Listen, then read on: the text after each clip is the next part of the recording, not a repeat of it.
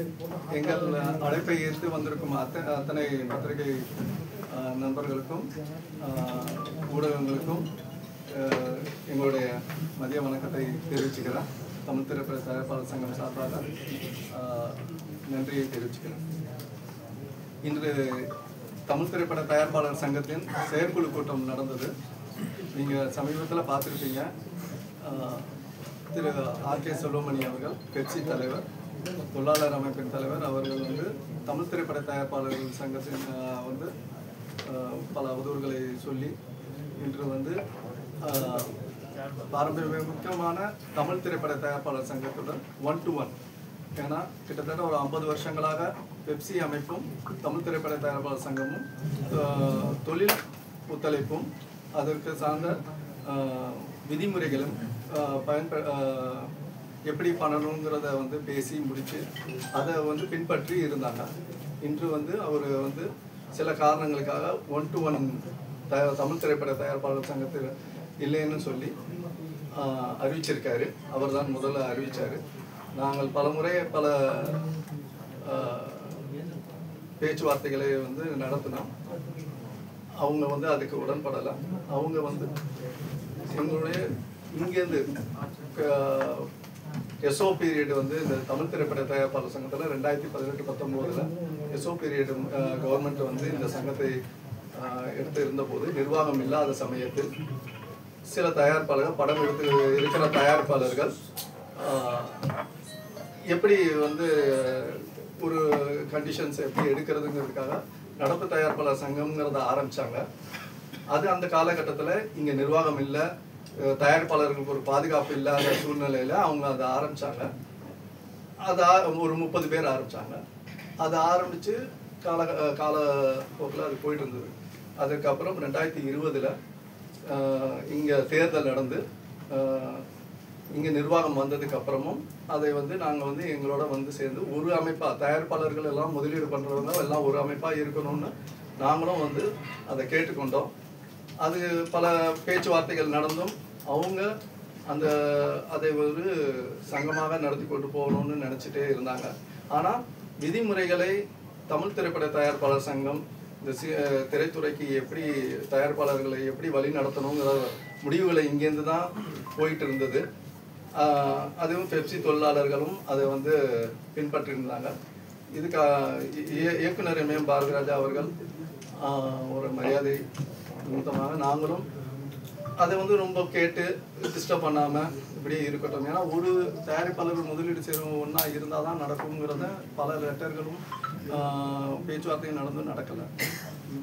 இந்த சூழ்நிலையில் இன்னொரு அமைப்பான நடப்பு தயாரிப்பாளர் சங்கத்துடன் பெப்சி அமைப்பு புது விதிமுறைகளை கொண்டு வராங்க. இது ஒரு பேரலல் அசோசியேஷனை சப்போர்ட் பண்ணுற தொழிலாளர் அமைப்பை நாங்கள் வன்மையாக கண்டிக்கிறோம். ஏன்னா ஒரு தயாரிப்பாளர்கள் இன்னைக்கு பல முதலீடுகளை போட்டு இன்னைக்கு வெற்றி தோல்விங்கிறது சினிமா துறையில் எல்லாருக்கும் தெரிஞ்சது தான். ஆனால் மேக்சிமம் பர்சன்டேஜ் தயாரிப்பாளர்கள் பாதிக்கப்பட்டிருக்காங்க.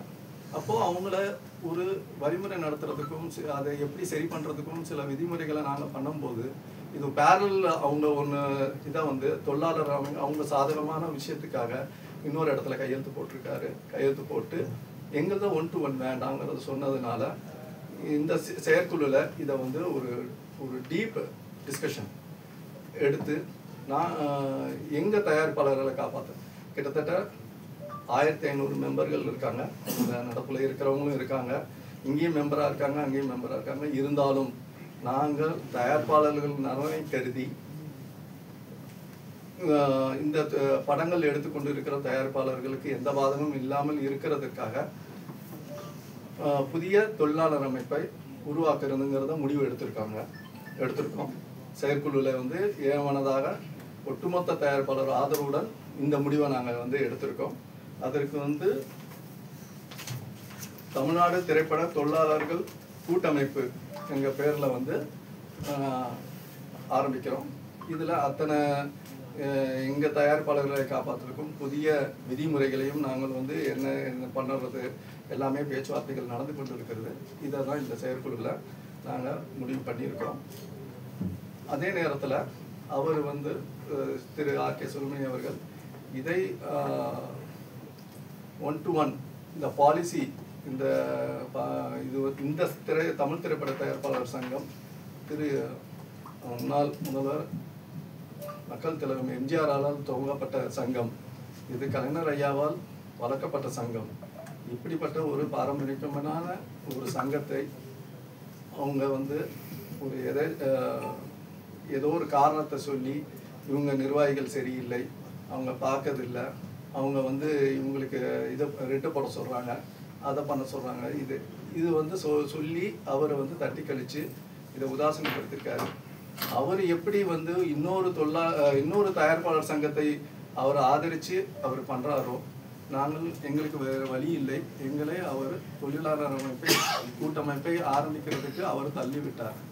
இதை வந்து இது ஒரு கடினமான முடிவு. ஏன்னா நாங்கள் தொழிலாளருக்கு அவ்வளோ சப்போர்ட்டாக தான் இருந்திருக்கோம். ஆனால் அவர் அதெல்லாம் நினைக்கல. ஏதோ ஒரு காரணத்தை சொல்லி தனிப்பட்ட முறையில் எங்கள் நிர்வாகிகளை தாக்கி பேசி அவர் வந்து அதை சொல்லியிருக்காரு. இதை திசை திருப்புறாரு. ஏன்னா இன்னைக்கு பெப்சியில் வந்து நாங்கள் நிர்வாகத்துக்கு 2020 தேர்தல் நடந்து புதிய நிர்வாகம் வந்தபோது சம்பள உயர்வையும் நாங்கள் பேசி முடித்து விட்டோம். அந்த சம்பளம் இது போயிட்டுருக்கு. இப்போ இருக்க சூழ்நிலையில் போன வருஷம் வந்து நாங்கள் மறுசீரமைப்புக்கு என்ற பேரில் ஒரு வருஷம் ஸ்டாட்டிஸ்கோ பண்ணுவோம். ஏன்னா படங்கள் வந்து சரியான வியாபாரங்கள் வந்து சரியாக இல்லாதனால பெரிய படங்களை தவிர சிறு முதலீட்டு படங்களுக்கு மிகப்பெரிய பாதிப்புகள் இருக்கிறதுனால இதை கொஞ்சம் மெயின்டைன் பண்ண சொல்லி இதே ரேட் கார்டை வச்சு பாலிசி டிசிஷனாக நம்ம கொஞ்ச நாளைக்கு போகணும்னு நாங்களும் பேசினோம். அதை பேசிகிட்டே இருக்கும்போது அவர் இன்னைக்கு ரேட்டை வந்து இன்க்ரீஸ் பண்ணுறதுக்கும் அவங்களுடைய இது வந்து கேட்குறாங்க, தப்பு இல்லை. ஆனால் அதே நேரத்தில் எங்களுடைய சூழ்நிலைகளும் நாங்கள் சொல்லி இன்றைக்கி வந்து அதை செயல்படுத்த முடியாதுன்னு சொன்னோம். இப்போ வந்து PFESI அப்படிங்கிற ஒரு இதை வந்து கொண்டு வராங்க. பிஎஃப் வந்து ஒரு பெர்மனண்ட் எம்ப்ளாயீஸுக்கு PFESI எல்லாம் வந்து கொடுக்கப்படுறாங்க, பெரிய கார்பரேட் கம்பெனிஸ்க்கெல்லாம். இது வந்து சட்ட ரீதியாக வந்து நம்ம சினிமா துறையில் வந்து எல்லாருமே வந்து டெம்பரரி கான்ட்ராக்ட் பேசிஸில் தான் இருக்காங்க. இதை வந்து கொண்டு வரதுக்கு அவங்க ட்ரை பண்ணுறாங்க. அதுக்கு ஒரு ஃபெஸ்ராங்கிற ஒரு அமைப்பை வந்து திரு ஆர்.கே. சுப்பிரமணியம் அவர்கள் உருவாக்கியிருக்காங்க.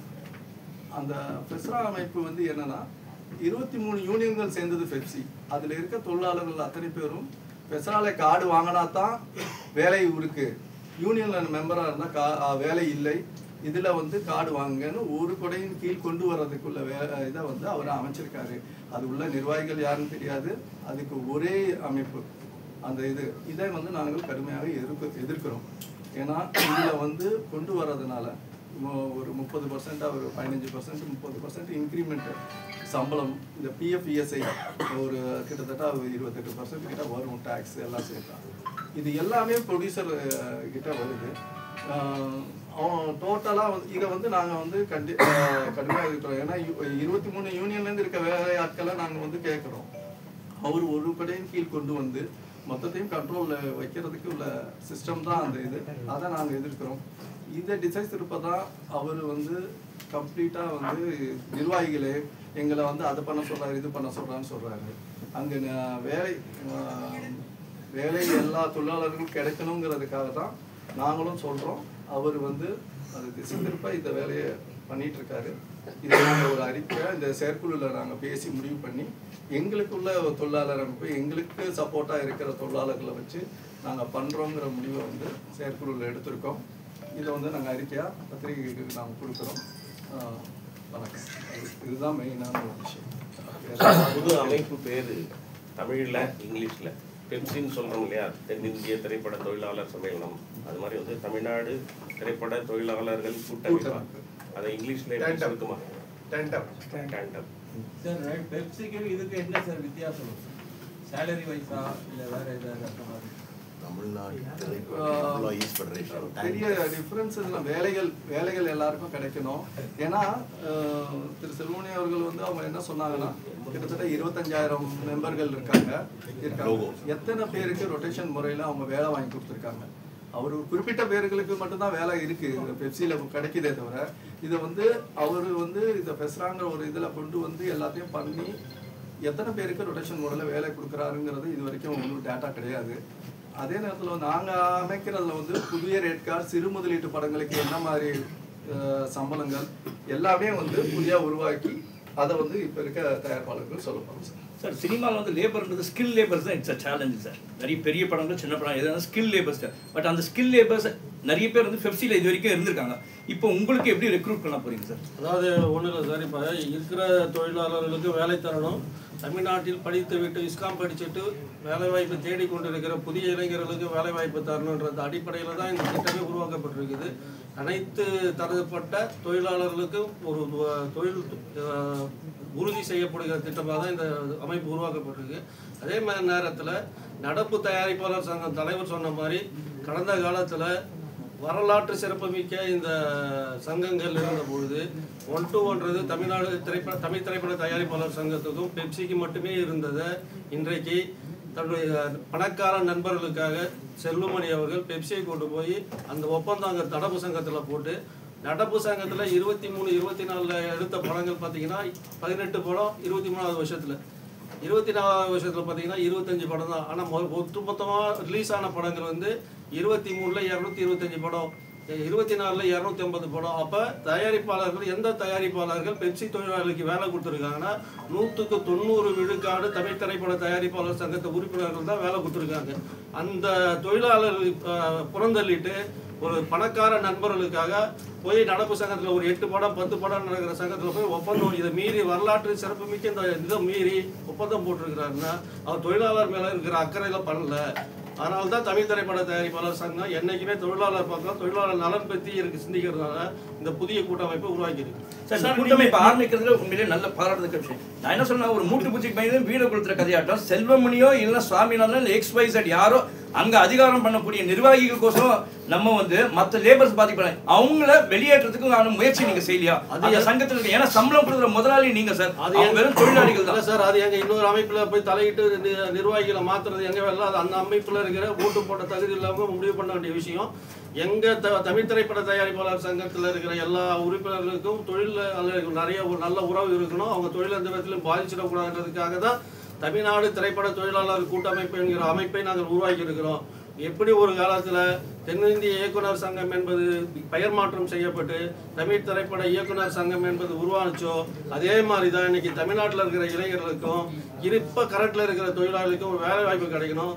தமிழ்நாடு திரைப்பட தொழிலாளர் கூட்டமைப்பை நாங்கள் உருவாக்கி இருக்கிறோம். இது தமிழ்நாடு சார்ந்த பிரச்சனை. தமிழ்நாட்டு இளைஞர்களுக்கு வேலை வாய்ப்பை உருவாக்க வேண்டும் என்பதற்காக உருவாக்கப்படுகிற அமைப்பு. சார், நீங்க இயங்காம இருக்கும்போது நடப்பு சங்கம் வந்தது இல்லையா? மறுபடியும் நீங்க இயங்க ஆரம்பிச்சீங்க. அது உங்களோட சேர்க்க எந்த முயற்சி, ஏன் எப்படி தனியா விட்டீங்க? ஏன் உங்களால மறுபடியும் ஒண்ணு சேர்க்கறதுக்கு நான் தலைவர் ஏற்கனவே சொன்ன மாதிரி பல்வேறு கட்டத்துல பல்வேறு முயற்சி எடுத்தோம். ஆனா அவங்க வந்து எந்த விதத்திலையும் வந்து எங்களோட உடன்பட்டு வராதனால நாங்கள் எங்களுடைய அடிப்படை தன்மையை நாங்கள் இழக்கிறதுக்கு வாய்ப்பு இல்லாமல் இருந்தோம். நம்ம விட்டு கொடுக்க மாட்டோம். அது எங்களுடைய உரிமை. நீங்க மெஜாரிட்டின்னு சொல்றீங்க, லிஸ்ட்லாம் சொல்றீங்க. ஆமா, 90% நாங்க தான் படம் எடுக்கிறோம். நீங்க ஏன் அவங்கள வந்து உங்களுக்குள்ள கொண்டு வர முடியல? ஏன்னா சங்கம் இன்னொரு நடப்பு என்பது தற்காலிகம் நீங்களே சொல்றீங்க சார். இயங்காம இருக்கும்போது சங்கம் வந்தது, இப்ப நீங்க இயங்க ஆரம்பிச்சிட்டீங்க. அது ஏன் அப்படியே இருக்கு? அப்பயே தலையிட்டு சரிப்பட நீங்க சொல்றாங்க. இங்க இருந்து ஒருத்தர் தனி கொடுத்தனம் போயிட்டாரு, குடும்பத்துல இருந்து ஒருத்தர் தனி கொடுத்தனம் போனதுக்கு அப்புறம் பல்வேறு முயற்சிகள் பெரியவங்க இருந்தாங்க. முயற்சி ஏற்படுத்தி ஒரே குடும்பமா இருப்போம், வாங்கன்னு பல முறை பல கட்ட பேச்சுவார்த்தை நடத்துறோம். அந்த தனியா போனவர் வந்து சேர்ந்தாதானே அவர் வரமாட்டேன்னு பிடிவாதமா அங்கே இருந்துட்டாருன்னா அப்ப இங்க இருக்கிற அமைப்பை அங்க உருவாகி இருக்கிற அமைப்பு அடிப்படை அமைப்பை காப்பாற்றி ஆகணும்ல. அதுதான் நாங்க இப்ப காப்பாத்திட்டு இருக்கிறோம் சொல்ல. தனி குடித்தனங்கிற உதாரணம் வேற சார். இந்த அமைப்பு ஆமா, நீங்க வந்து பாசம் காட்டி இங்க விட்டுட்டு இருக்க முடியாது இல்லையா? நீங்க சேர்க்க லீகலா என்ன முயற்சி? லீகலா இது பண்ண முடியாது. இன்னொரு அமைப்பை போய் லீகலா எப்படி நீங்க கழிச்சிட்டு வாங்கன்னு சொல்ல முடியும்? நடப்பு தயாரிப்பாளர் சங்கம் தான் சொல்றீங்க. தயாரிப்பாளர் சங்கம் நடப்பு தான் சார். அது வந்து பல பேச்சுவார்த்தைகள் நாங்க வந்து கேட்டு ஒன்னா இயங்கி செய்வோம். மீட்டிங்கெல்லாம் நாங்கள் சில பாலிசி டிசிஷன் இது ஒரு இண்டஸ்ட்ரி, சினிமா இண்டஸ்ட்ரியில் இது ஒரு பாலிசி டிசிஷன் இங்கேருந்து எடுத்தால் எல்லாருக்கும் இது ஒரு பாதுகாப்பான அமைப்புங்கிறதே வந்து அந்த தொழில் சார்ந்த ஆளுங்களுக்கு உள்ள பாதுகாப்பு தான் அமைப்புகள். அதுதான் அது வந்து இங்கேக்குள்ள வந்து பேசினாங்க. இங்கேருந்து வந்து பேசிட்டு சேர்றோம் தான் சொன்னாங்க. ஆனால் அங்கே இருக்க சில நிர்வாகிகள் அதை வந்து விட்டு கொடுக்காம என்ன சொல்றது, அங்கே ஒரு பதவி இருக்கு, அதுக்காக இங்கே வந்தால் வர முடியாது. இதெல்லாம் வந்து விட்டு கொடுக்காம இருக்கிறதுக்காக அவங்க வரமாட்டாங்க. சட்டப்படி அதை கலைக்கவோ ஒன்று சேர்க்கவோ வழி இல்லையான்னு பாலிசியாவே நாங்கள் கேட்டோம். நாங்கள் ரொம்ப சாஃப்டா, ஏன்னா நம்ம ஃபர்ஸ்ட் ஒரு நோட்டீஸ் கொடுத்தோம், இதை கலைச்சிட்டு வாங்கன்றத. நாங்கள் வந்த உடனே அப்போ வந்து நாங்கள் வந்து பாலிசியை வந்து ஒரு நோட்டீஸே கொடுத்தோம், கலைச்சிட்டு வந்துருங்க, அதெல்லாமே ரெக்கார்டு இருக்கு. அப்புறம் ரொம்ப ஹார்டாக, ஏன்னா அவங்களும் சக தயாரிப்பாளர்கள் தான், இங்கே இருக்க மெம்பர்ஸ் தான். இயக்குனர் பாரதராஜா அவர்களை மரியாதையாக நாங்களும் எல்லாருமே தான் பார்க்குறோம். அதுக்காக ஒரு மரியாதைக்காக இருந்தோம். அது வந்து கொஞ்சம் காலப்போக்கில் அதை தள்ளி எங்களோட சேர்ந்து அவங்களும் பயணிச்சாங்க. நடப்பு தயாரிப்பாளர் சங்கமும் எங்களோட பாலிசி டிசிஷனில் சேர்ந்து பயணிச்சாங்க. இப்போது அவங்க தன்னிச்சையாக முடிவு எடுக்கிறதுக்குன்னா, அப்போ பாலிசி டிசிஷனை வந்து ஒரு இண்டஸ்ட்ரியை வந்து அது வந்து டேமேஜ் பண்ணும். இண்டஸ்ட்ரி முதலீடு போடுற தயாரிப்பாளர்களுக்கு இன்னைக்கு இருக்கிற காலகட்டத்தோட மாற்றங்களுக்கு ஏற்ற மாதிரி அவங்க ஒரு டிசிஷன், நாங்கள் ஒரு டிசிஷன் போது தனியாக இருக்கும்போது எங்கள் தயாரிப்பாளரை காப்பாற்றுறதுக்கு தான் இந்த முடிவு எடுக்கும். அதுதான். இதை தாண்டி செல்வமணி, நீங்கள் அந்த பொதுக்குழு முடிஞ்ச பிறகு அந்த பேட்டியில் நீங்கள் கவனிச்சிருப்பீங்க, ஊடகத்தாக இருக்கீங்க, பத்திரிகையாளர்லாம் இருக்கீங்க, நாங்கள் சொல்ல தெரிஞ்சுக்கிறதுல நீங்கள் அந்த விஷயம்ல நாங்கள் ஃபுல்லாகவே பார்த்தோம். அதில் வந்து அவங்கள ஏதோ நாங்கள் அடியாளாக பயன்படுத்துகிற மாதிரி எங்கள் சங்கத்துடைய செயலாளர் பெயரை குறிப்பிட்டு அவர் தனுஷ் பிரச்சனைக்காக தான் இந்த மாதிரி எங்களை வந்து கட்ட பஞ்சாயத்து பண்ணி பணம் வாங்கி தர சொன்னாங்கன்னு ஒரு அபாண்டமான ஒரு குற்றச்சாட்டை வந்து எங்கள் நிர்வாகி பேரில் வச்சார். அது முற்றிலும் தவறானது, கண்டனத்துக்குரியது. ஏன்னா எங்கள் நிர்வாகியாக இருக்கிறவங்க அவர் தமிழ் திரைப்பட தயாரிப்பாளர் சங்க செயலாளர் மட்டும் இல்லை, அடிப்படையில் இங்கே அவர் உறுப்பினர்.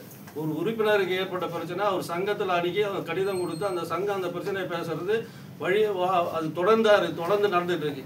அப்படி இருக்குள்ள அந்த பிரச்சனையை கூட்டு தான் நாங்கள் பேசக்குள்ள நாங்கள் அவரோ அந்த தயாரிப்பாளர் கதிரேசனோ இந்த பணத்தை வட்டி போட்டு வாங்கி கொடுக்கணும் அவங்க கேட்கல.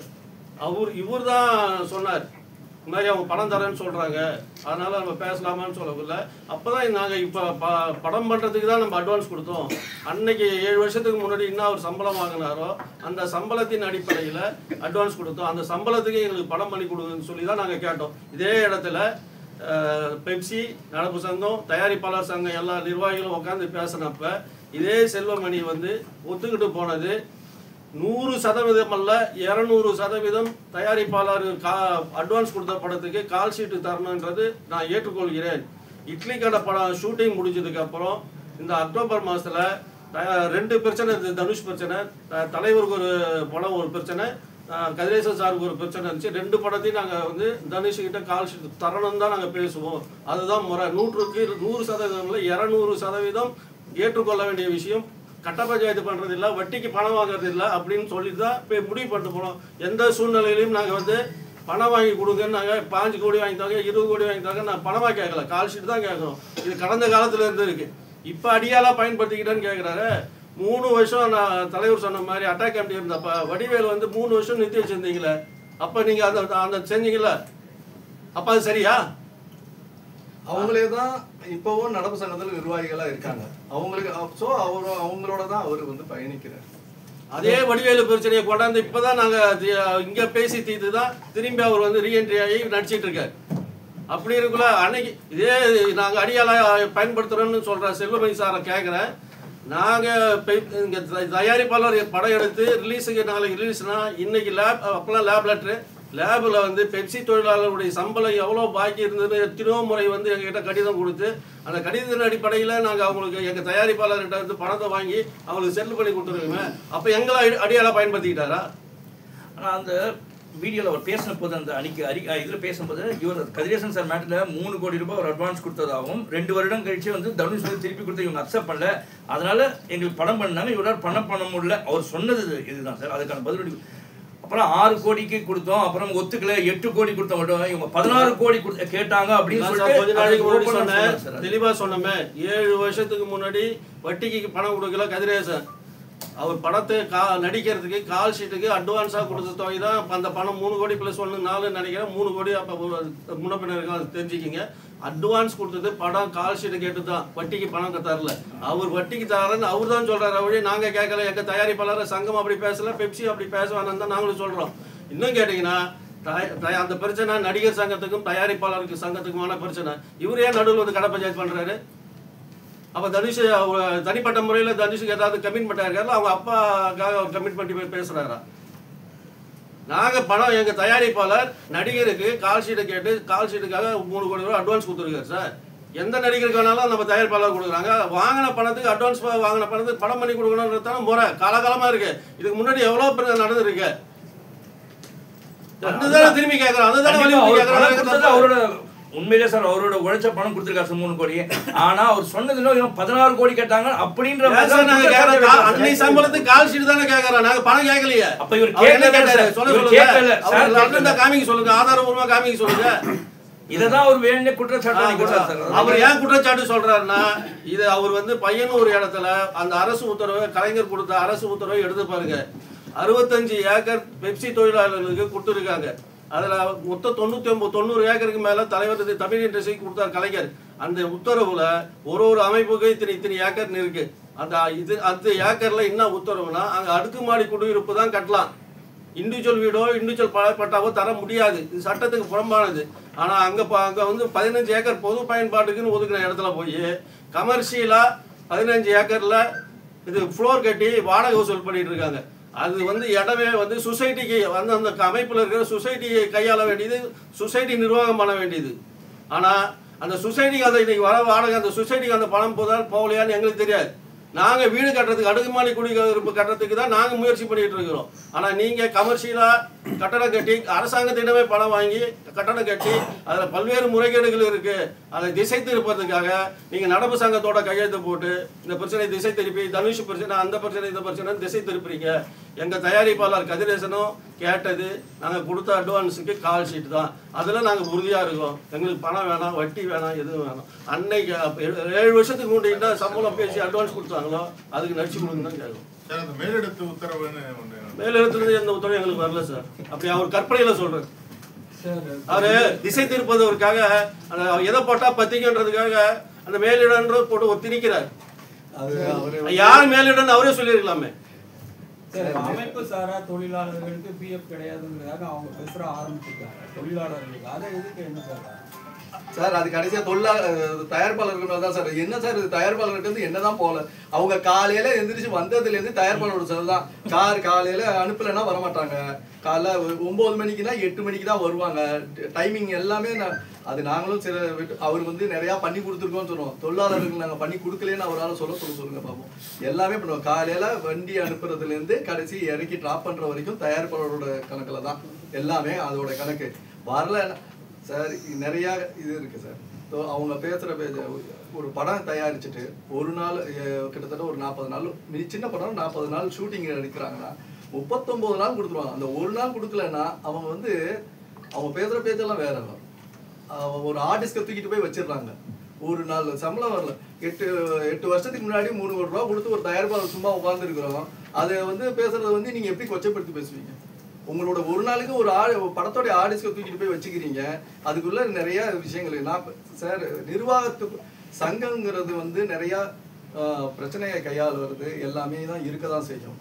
அதை வந்து கொச்சைப்படுத்தி திசை திருப்பி தப்பான ஒரு விஷயத்த வந்து நீங்க பண்றது நியாயம் அப்படின்னு சொல்லி இன்னொருத்தர் மேல தள்ளப்படுறத வந்து அதை வந்து அவர் பொது வெளிக்கு வரும்போது தான் நாங்க வர மாதிரி இருக்கு. இந்த மாதிரி ஏகப்பட்ட குற்றச்சாட்டுகள் இருக்கு. அவர் நிறைய விஷயங்களை திசை திருப்பறதுக்கு தான் இந்த பிரச்சனைகளை எடுத்து மாத்தி விடுறாங்க. நடப்பு தயாரிப்பு சங்கம் ஆரம்பிச்சிருக்காங்க. இப்போ இது மாதிரி ஒவ்வொருத்தரும் சங்கம் ஆரம்பிச்சிருக்கா. இப்போ நம்ம தயாரிப்பு சங்கத்துக்கு என்ன மதிப்பு, அதுக்கு ஏதாவது கட்டுக்கோப்பு கொண்டு வரீங்களா? அதுக்காக இந்த நடவடிக்கை எடுத்து அதுதான் கேட்கறோம். ஏன்னா அதோட முடிவு தான் உங்களுக்கு இல்ல இதுக்கு முன்னாடி வந்து அந்த டைம்ல வந்து தமிழ் திரைப்பட தயாரிப்பாளருக்கு தாய் சங்கமா ஸ்டாம்பர் இருக்கு. அதுக்கு அடுத்து பாத்தீங்கன்னா அதுக்கப்புறம் கில்டு இருக்கு, சின்ன சின்ன சங்கங்கள் நிறைய இருக்கு. ஆனா ஒரு இண்டஸ்ட்ரிக்கு அவங்க யாருக்கும் போய் பெப்சி கையெழுத்து போட்டாங்களா? கில்டு எத்தனை வருஷமா இருக்கு? கில்டுகிட்ட போய் போட்டாங்களா? அடுத்தது டிஜிட்டல் அசோசியேஷன் ஒன்று இருக்கு, சின்ன சின்ன குட்டி சங்கங்கள் இருக்கு, எல்லார்கிட்டையும் போய் போடுறாங்களா? எங்கேயுமே போடல. இது ஒரு மரபா இங்க வந்து ஒரு அமைப்பு, ஒரு ஃபார்மேஷனு வந்து கட்டுக்கோப்பு ஒன்று வேணுங்கிறதுக்கு நம்ம இருக்கிறோம். அதை பிரேக் பண்ணி நீங்க வேண்டாம், நீங்க ஒன்றும் பண்ணல அதுல அவர் சொல்றது என்னன்னா, இங்க யாரும் ஒழுங்கா ஒன்னா வரல, நிர்வாகிகள் வரலன்னு தனியா தான் பண்றாரு. ஒரு அமைப்புக்குள்ள உங்களுக்கு வேண்டியது என்னவோ நாங்கள் செஞ்சு கொடுத்துருக்கோம். இது இருக்குது. இது வந்து யார் வராங்களோ, செயலாளர் ஒரு நாளைக்கு வர முடியாது, ஒரு நாள் நான் வர முடியாது, இருக்கும். அது எல்லாரும் உட்காந்து பேசி எல்லா விஷயமும் நடந்து தானே இன்னைக்கு சினிமா துறை போயிட்டு இருக்கு. அதை மீறி என்ன பண்ணணும்? இப்போ அந்த உறுப்பினர் இங்கே இருக்காங்களே, இப்போ அவங்க மேலே நடவடிக்கை எடுப்பீங்களா இல்லை விட்டுருவீங்களா? சங்கம் ஆரம்பிச்சு அவங்க இருக்காங்க, அவங்க நம்ம உறுப்பினராக இருக்காங்க, உங்கள் சங்கத்தில் உறுப்பினர் இருக்காங்க, அதுக்கு என்ன நீங்கள் முடிவு எடுத்துருக்கீங்க? இதில் வந்து என்னன்னா, நடப்பு தயாரிப்பாளர் சங்கத்தில் இருக்க நிர்வாகிகள் இங்கே நிர்வாகத்தில் இருந்தவங்க தான். அவங்க பீரியட்ல இன்னைக்கு தலைவராக இருக்கிறவரும் இங்கே தலைவராக இருந்தவர் முன்னாள் அவரே வந்து இன்னைக்கு போய் அங்க அவர் இருந்த பீரியட்ல அவர் வந்து பெப்சி கையெழுத்து போட, வேற பெப்சியோட இருந்து சம்பள பாக்கியில இருந்து எல்லாத்தையும் பேசினாங்க. அவர் போய் அங்க போய் கையெழுத்து போடலாமா? அந்த நிர்வாகிகள் மேல அதோட விளக்கத்தை கேட்டு நாங்க லெட்டர் அனுப்புறோம். சார் ரெண்டு இடத்துலயுமே உறுப்பினர்களா இருக்காங்களே, இதுக்கு ஏதாவது நடவடிக்கை எடுக்க சார்? அது வந்து இந்த ஜனநாயகத்துல வந்து ரெண்டு பக்கமும் எல்லா இடத்துலயும் உறுப்பினரா இருக்கிறாங்க. ஒரு கிளப்ல மெம்பரா இருந்தா இன்னொரு கிளப்ல மெம்பர் ஆகக்கூடாதுலாம் கிடையாது. அது இருக்கலாம். ஆனா ஒரு சங்கத்துடைய சிறத்தன்மையை வந்து அவங்க வந்து அசைச்சு பார்த்து பண்ணும்போது அதுக்குள்ள முடிவுல நாங்க எடுத்துதான் சார் ஆகணும். இது வந்து இண்டிவிஜுவலை விட சங்கம் தான் பெருசு. தலைவர் சொல்ற ஒரு அர்த்தம் என்னன்னா, இந்த தயாரிப்பாளர் சங்கத்திற்கு விரோதமாக இந்த சங்கத்துக்கு துரோகம் செய்த நிர்வாகிகளாக அங்கே நடப்பு சங்கத்தில் கையெழுத்து போட்டுக்கிறவங்க மீது தயாரிப்பாளர் சங்கம் இன்னைக்கு நடந்த செயற்குழுவில் நடவடிக்கை எடுக்கிறதா தீர்மானம் நிறைவேற்றிருக்கு. சார் பெரிய குற்றச்சாட்டு ஒன்று இருக்கு சார். என்னன்னா, தயாரிப்பாளர்கள் நிறைய பேர் பாதிப்படுறாங்க. சின்ன தயாரிப்பாளர், பெரிய தயாரிப்பாளர் பெப்சினால போய் மிரட்டுறதெல்லாம் நிறைய அதிகமாக நடந்துட்டு இருக்கு. இப்போ நீங்க ஆரம்பிக்கிற கூட்டமைப்புல அதை கவனத்தில் வச்சிருக்கீங்களா? அந்த மாதிரி எந்த ஒரு தயாரிப்பாளரும் பாதிக்கப்படக்கூடாது, அதை வந்து கண்ட்ரோல்ல வைக்கணும் சார். நிறைய பேர் பாதிக்கப்பட்டிருக்காங்க தயாரிப்பாளர்கள். இல்லை சார், இந்த தொழிலாளர் அமைப்பு ஆரம்பிக்கிறது வந்து ஒரு பெப்சி தொழிலாளர்கள் அங்கே இருக்கிறவங்களும் இங்கே வரலாம். நாங்கள் ரெண்டு பேரையுமே பாதுகாக்கிற மாதிரி தான் இந்த இது இருக்கும். தயாரிப்பாளர்களுக்கும் பாதுகாப்பாகவும் தொழிலாளர்களுக்கும் பாதுகாப்பாகவும் தான் இந்த சங்கம் வந்து அமைக்கப்படும். அது உங்களுக்கு ஏற்ற மாதிரி பைலா தான் இங்க ஒழுக்கமோட இருக்கணும் சார். ஒழுக்கம். ஏன்னா வந்து நிறைய தயாரிப்பாளர்கள் வந்து அச்சுறுத்தப்படுறாங்க. சிலர் வந்து சூசைட் அட்டெம்ப்ட் இருக்காங்க. உங்களுக்கு தெரியும் சார். ஒரே ஒரு பாலிசி சார், அவர் சொன்னா அது தப்பு இல்ல, நாங்க சொன்னா தப்புங்கிறது. ஒரே ஒரு பாலிசி டிசிஷன் சார். எங்களை பொறுத்த வரைக்கும் வேலை நிறுத்தம் இருக்கக்கூடாது. இப்போ அவர் அறிக்கையில என்ன கொடுத்திருக்காரு, நீங்க ஆரம்பிச்சா நாங்க லெட்டர் கேட்போம். தயாரிப்பாளர் நீங்க முதலாளியா பணம் போடுறவங்களா நாங்க பணம் போடுறவங்களா? லெட்டர் நீங்க எப்படி கேட்கலாம்? அதுவே குற்றமாச்சு. நீங்க வேலை நிறுத்தம் செய்வீங்கன்னு எல்லா இதுக்கும் சொல்றீங்க. வேலை நிறுத்தம் சொல்றதே இன்னைக்கு சட்டப்படி குற்றம். சிசிஐல வந்து அது பெரிய குற்றமான ஒரு விஷயம். ஒரு பணம் போட்டு இது பண்றாங்க. இது சங்கங்களுக்கான பிரச்சனை. நீங்க இண்டிவிஜுவலா போய் டார்கெட் பண்றீங்க. நீங்க சங்கம்னா சங்கத்தோட போதுங்க, இண்டிவிஜுவலா டார்கெட் பண்ண கூடாது. பொறுத்த வரைக்கும் செல்வமணி சார் வந்து அதை வந்து சொன்னது எனக்கு அவரு நிதானத்தை கதைப்பிடிச்சு இவ்வளோ வருஷமா இந்த தொழிலாளர் இருந்து இங்க தயாரிப்பாளர் சங்கத்திலையும் மெம்பர் தான். அவருக்கு எல்லா விஷயமும் தெரியும். அவரு நிலை தடுமாறி பேசுறாருன்னு தான் என்னோட இதா இருக்கு. ஏன்னா இவ்வளோ இது ஆக வேண்டிய அவசியம் இல்லை. இது ஒரு நிர்வாகத்துக்கும் உள்ள விஷயத்தை ஊதி பெரியதாக்கி அவரு அண்ணன் சொன்ன மாதிரி அந்த சங்கத்துக்கோட சேர்றதுக்கோசம் இதை கிரியேட் பண்ணிட்டாருங்கிறது தான் எங்களோட. இதை தாண்டி இப்போ புதுசாக அமைப்பு அந்த கூட்டமைப்பு உருவாக்குறதுன்றது பெப்சியில் இருக்கிற இன்னைக்கு கிராஃப்டில் பார்த்தீங்கன்னா பல்வேறு கிராஃப்டில் சங்கங்களில் நுழைவு கட்டணம் என்பது மிகப்பெரிய தொகையாக இருக்குது. லட்சக்கணக்கில் பல லட்சங்கள் 5 லட்சம் 6 லட்சம்லாம் போயிட்டுருக்கு. அது வந்து அதுவே ஒரு வகையான ஊழல். அந்த மாதிரியான அந்த மாதிரி இடம் இங்கே இல்லை. அதான் நான் ஆரம்பத்திலே சொன்னேன், தமிழ்நாட்டில் புதிதாக படித்து வருகிற இளைஞர்களால் 10 லட்சமோ 5 லட்சமோ கொடுத்து ஒரு சங்கத்தில் உறுப்பினராக சேரத்துக்கு வாய்ப்பு இல்லை. அந்த பணம் இருந்தால் அவனே தனியாக தொழில் செஞ்சிருவான். அந்த நிலை இந்த நாங்கள் ஏற்படுத்துகிற கூட்டமைப்பில் இருக்காது. மிக மிக சொற்பமான தொகை தான் நுழைவு கட்டணமாக இருக்கும். அந்த அடிப்படையில் புதிதாக உருவாகுகிற இளைஞர்களுக்கு, தமிழ்நாட்டில் படித்து வேலை வாய்ப்பு இல்லாமல் இருக்கிற விஸ்காம் படித்து இருக்கிற இளைஞர்களுக்கும் கரண்ட்ல அனுபவசாலியா இருக்கிற தொழிலாளர்கள் 2 பேரையும் ஒரே 2 ட்ராக்கா வச்சு ரயில பத்திரமா கொண்டு போய் சேர்க்கணும், பயணிகளை பத்திரமா கொண்டு போய் சேர்க்கணுன்ற அடிப்படையில் நுழைவு கட்டணம் என்பது மிக மிக குறைவாக இருக்கும். தொழிலாளர்களுக்கு மிகப்பெரிய பலனாக இருக்கும். இங்கே எதுக்குமே யாருடைய ஆதிக்கமும் இங்கே இருக்காது. தொழில் ஒரு சுமூகமான தொழிலா சுமூகமான உறவா இருக்கும். ஆரம்பத்தில் கொஞ்சம் சிரமமாக இருக்கும். போக போக இதுதான் சரியான தமிழ் திரைப்பட தொழிலாளர் கூட்டமைப்பு தான் உறுதியானது என்பதை நிலைநாட்டுகிற வகையில் அமைக்கும் என்பதை மகிழ்ச்சியுடன் தெரிவித்துள்ளேன். சார் நீங்க சொல்றது சிறப்பா இருக்கு சார். இதுக்கு அவங்க என்ன சொல்றாங்கன்னா இந்த உத்தியே வந்து குறைந்த சம்பளம் அதிக வேலைங்க அப்படிங்கிறதுக்கான விஷயம் ஒரு குற்றச்சாட்டு வைக்கிறாங்க.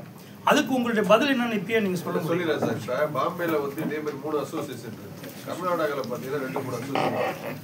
இது நம்ம தொழிலாளர்களுக்காக எகென்ஸ்டாக பண்ணப்பட்டது கிடையாது. சிறுபட தயாரிப்பாளர்களையும் ஒரு சிம்பிள் ஒரு 1 கோடி ரூபாய் நீ படம் எடுக்கணும் வர்றீங்க, ஒரு 2 பேரை வச்சு வேலை செஞ்சுக்கலாம், ஒரு 3 பேரை வச்சு வேலை செஞ்சுக்கலாம், இதுக்கான பட்ஜெட் தான் உங்களுக்கு இருக்குது, இதுக்கான டைரக்டர்ஸ் ஒரு கதையை ரெடி பண்ணி வந்திருக்காங்க, அதுக்கான ஒரு ஃப்ரீடம் வேணும், தொழில் சுதந்திரம். ஸோ அதன் அடிப்படையில் தான் நம்ம இதை பண்றோம். உங்களுக்கு வந்து விருப்பப்படுறவங்க அங்கே ஒரு பெப்சியில் இருக்கக்கூடிய ஒர்க்கர்ஸையும் வந்து ஒர்க் பண்ணிக்கலாம்.